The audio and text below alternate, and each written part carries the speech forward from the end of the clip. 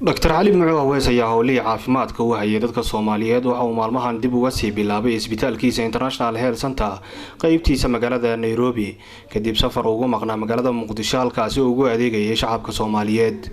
Dr. Ali Mucuu Aweys ayaa sheegay in isbitaalkiisa ku yaala xaafadda Soomaalida ee degtay Islii uu shaqeynayo 24 saacadood iyadoo shaqaalaha isbitaalka ay mar walba diyaar u yihiin u adeegida qof walba oo howlo caafimaad u yimaada isbitaalka International Health Center.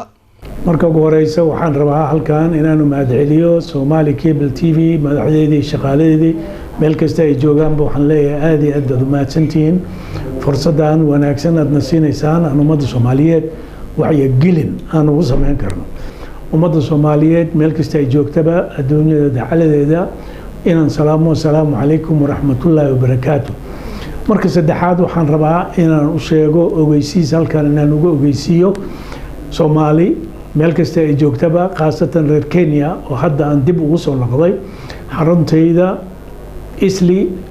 International Health Center inaan soo fariistay aan u fadhiyo Soomaalida meel kasta ay joogtaba gobolada iyo magaalada Nairobi dhexdeedaba haday tahay ninkii danaynayo waxaan leeyahay ku soo dhawaada hadda 3 bilood waa id joogaya haduu alla idmo waxaan leeyahay ku soo dhawaada xaruntayda Islii International Health Center dabaqa koowaad ayaan deganahay 12 Street.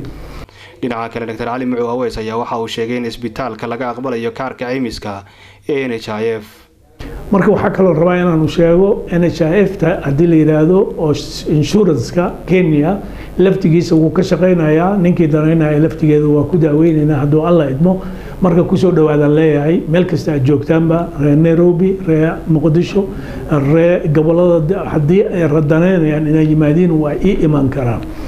dad badan oo Soomaali ayaa wadamo fog uga yimaada si uu u dabiibo Dr. Ali Mucuu Aweys waxaana kamid ah Abbas oo ka yimid dalka Mareykanka kana mid ahaa dadka bukaanada ee maanta uu qaabilay Dr. Ali Mucuu. waxaad hadda arkaysaan waa 24 saacadood oo wadnaha la cabirayo 24 saacadood bahalkaas la isku xirayaa 24 saacadood wuxuu noo sheegayaa wadnaha shaqadiisa suu yahay haduu dhibaato qabo wadnaha haduu weynaaday hadii wadnaha arrhythmia wax la yiraahdo oo aan toos u garaacayn oo mar walba uu gafahayo garaacad uu gafahayo iyo wixii la mid ah ayuu noo sheegayaa hadii heart attack oo soo maray ninkan xataa uu noo sheegayaa long time ECG la yiraahdaa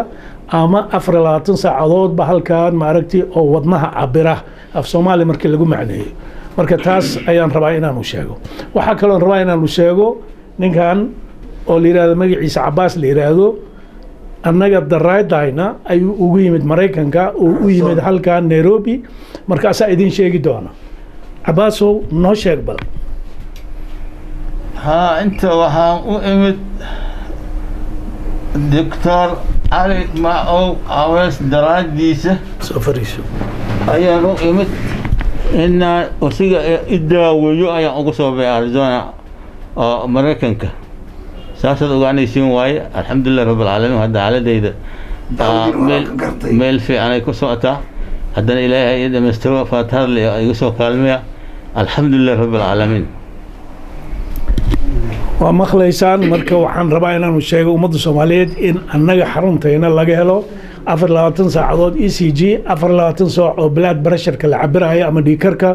hadii la rabo ma aragtay raajo hadii la rabo scan hadii la rabo dhiigag hadii la rabo wax kasto aad adiga danaynayso hadii aad noo timaado faa'iido ayaad naga gaaraysaa marka soo dhawaada leenahay ummadda Soomaaliyeed meel kasta ay joogaanba. ugu dambeyntii Dr. Ali Mucuu Aweys ayaa waxa uu sheegay in isbitaalkiisa ku yaala magaalada Muqdisho uu furan yahay oo ay joogaan dhaqaatiir kala duwan iyadoo sidoo kale qofka wax looga qaban waayo gudaha dalka Soomaaliya la keeni doono isbitaalkiisa International Health Center qaybtiisa magaalada Nairobi. xaruntayda Muqdisho inay furan tahay oo jooga takhtar ma arka iyo qolooyin kale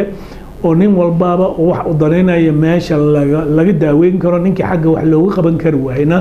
halkaana la keenaya oo problem ma laha isbitaalkeena way isku xiran yihiin kan Muqdisho iyo kan Nairobi way isku xiran yihiin ninkii halkaas wax looga qaban waaya halkaana wax looga qabanaya wax dhibaato ma jiraan haduu alla Abdullaahi Ahmed Ali telefishinka Somali Cable Nairobi.